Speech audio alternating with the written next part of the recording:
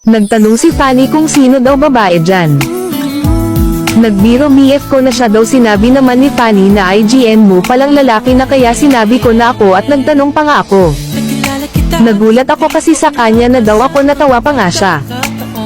Nagselos ata si Yash kasi sabi niya pag MVP daw si Fanny, tapos ito sunod na nangyari, sinabi dito ni Fanny na sige pag MVP daw siya sa kanya na daw ako.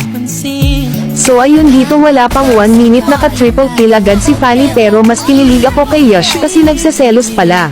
Sinabi niya na ginagalingan daw para makuha ako.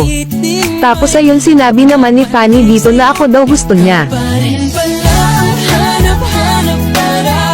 Panay dalaw sakin si Fanny sa lane ko, kaya lagi napipitas katapat ko. Tapos sinabi dito ni Granger na porket babae daw lagi dinadalawan, nag-sorry pa nga si Fanny sa gusto part 2. Abangan nyo kasi nag-aagawan na si Yash at si Fanny.